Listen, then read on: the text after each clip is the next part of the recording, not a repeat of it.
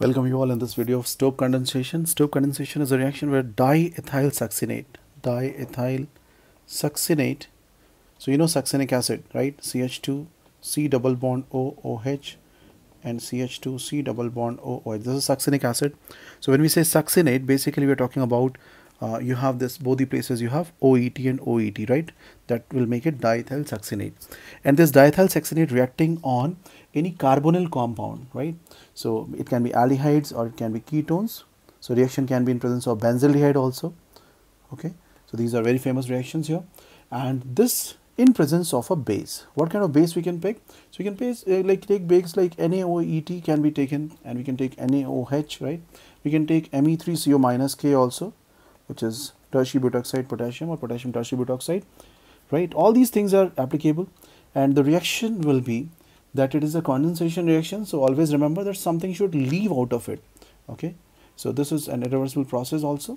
We'll see what will happen step by step in this reaction. So starting point is you are taking CH2 C double bond O OET,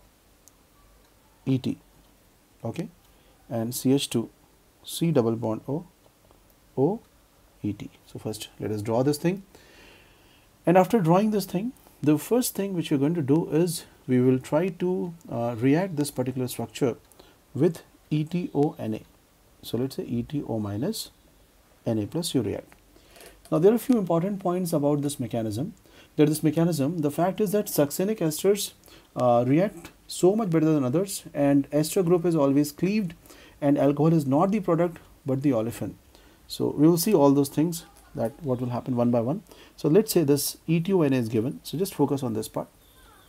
What it can do, it can take hydrogen from this place. So you can take H like this, create corresponding enolate as we normally do. So let's go back and do this. So what will it become? It will become CH double bond CO minus.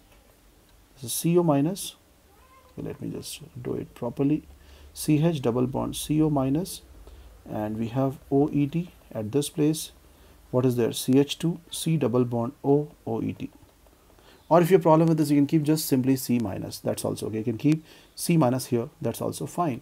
Now, but the better is O minus. Now this particular compound is reacting on, this substance is reacting on. So this reacts on, let's say, some RC double bond OR.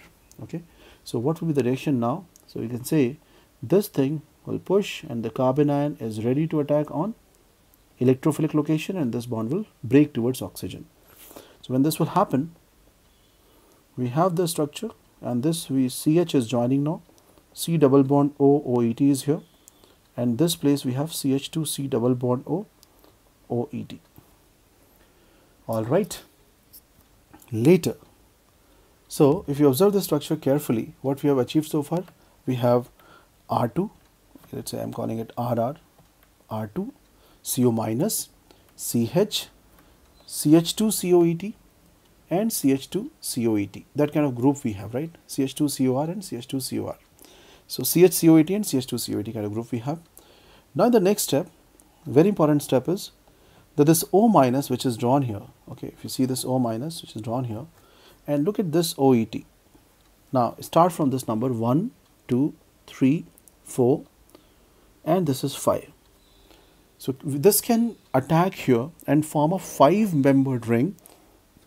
As we know, neighboring group participation is possible, NS and NGP reactions are possible. So similar type of reaction we can expect here, that this will go and attack, and the process this becomes O minus. This you have to know. So if this happens, can I say this is RCR? At this place we have got CH, COOET, keep it aside, don't disturb this part. At the same moment we have oxygen now connected on a CO minus, which is carrying one OET, which is carrying one CH2, and CH2 is linked with CH. So I think you can draw a 5-membered ring as I have drawn here. Okay, how many can do this? If you can do this, the last step is O minus will push OET minus out, and the structure would be RCR, CH, COET, oxygen C double bond O, CH2, and this connection. So we can reach up to this OC double bond O, CH2, CH, C double bond O, ET. After this, after getting all these things, can I say in the process if you observe a little bit, what has come out meanwhile, like what you have removed so far. So in the previous step, when we have attacked on this, okay, this part, and O minus has removed OET, so we can say OET minus is out, yes or no? Rather should be right written here, that will be better, that OET minus or OR minus we can call it out. This OET minus which is out is acting as a base and it can pick H from some specific position. Now you have to decide which position is great. So there are multiple positions where H can be picked up.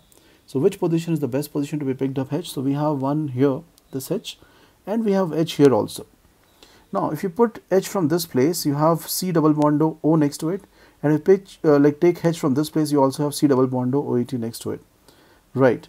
So we can say this OET minus, let's say it grabs hydrogen. So let me draw this compound once again, so it will be more clear. CH, COET, CH2, C double bond O, and at this place an oxygen, and this kind of structure we have drawn.